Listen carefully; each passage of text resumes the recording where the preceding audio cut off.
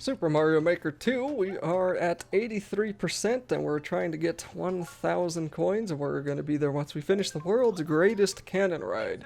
So I said before that I didn't die at any point for any of the levels in this video. That's not true. I did die once, but at the end. But we do have a solid like 3 or 4 levels in a row where I don't die. So this is a pretty cool one because it's the new Super Mario Brothers playstyle with the airships, and I've always kind of wondered why there haven't been more airships in the Mario games. Now I know Nintendo generally likes to make their games, how to word this, different from each other, like different enough, because obviously Mario 1, it's the same exact concept as Mario 3, but they're still pretty dang different games, from the graphics to the way they played, the way they feel, to the just enemies, that sort of thing. And Mario 3 was the big airship game, so maybe Nintendo just feels like we already did that, we don't need to do it again, but it is kind of nice every now and then to see an airship, because I just kind of think it's cool. You get the whole flying ship thing, get these stupid moles running around trying to shoot cannonballs at you, and you can kill the moles if you get them to follow you. Just be careful of the cannonballs.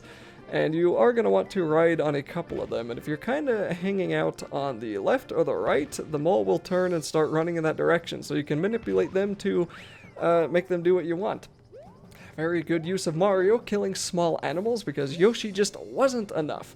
And then we can wait on the screen, of course, to pass through, and we're going to have to jump on these cannonballs to get over here, and this really is not something I like when games do, is when they have no platform beneath you and they make you jump on a moving object to get around. But that wasn't too bad to do. You just kind of got to jump when you are landing on top of the cannonball, and then we can get through that platform there. I don't really know how they want you to get that 30 coin. I think they want you to like drop down and then wall jump over, but you know what, forget that, we're not doing that. And then there's going to be more erratic cannonballs here. There's the red ones and the black ones, so the red ones shoot a little bit quicker, just watch out for those. But once we're done with that, we're done. We could jump on that cannonball if we wanted to hit the top of the flagpole, but you know what, I don't care anymore. I only had one hit, so I didn't want to risk it. And there we go, level complete. Now we have 1,000 coins, which will allow us to build another section of the castle.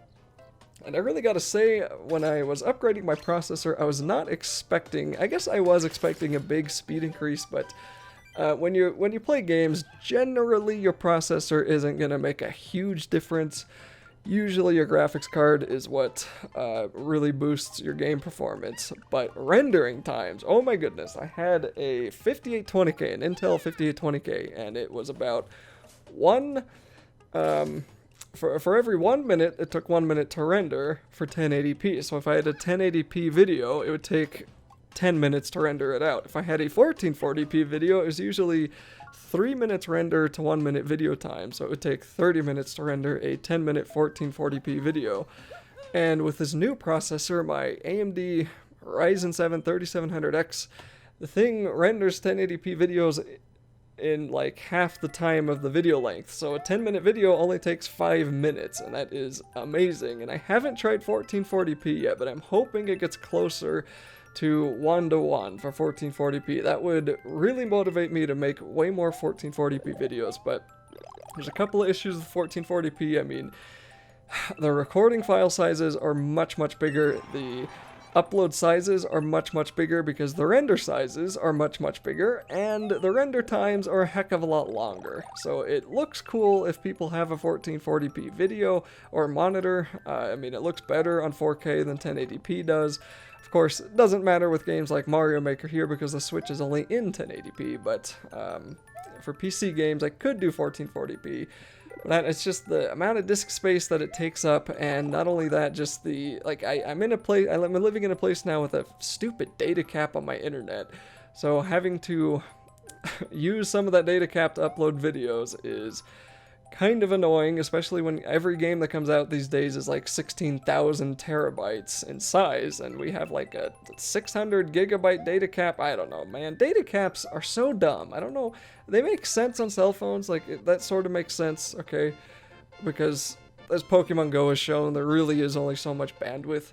Even though it's not fair that Verizon always says, oh, you have unlimited, when you really don't. But for internet hardwire cable connection, there's no reason to have a data cap. I don't know why those aren't outlawed by now. And of course, if you ask the company about it, they always say, well, it deters torrenting, and I kind of doubt that. It's just really hard when you live in a household with 3 people and you have 2 Xboxes and everyone's got a PC and there's a new update for a game and it's like 20 gigabytes and there go 80 gigs and it's like, okay guys, that's 1/6 of our monthly allowance almost.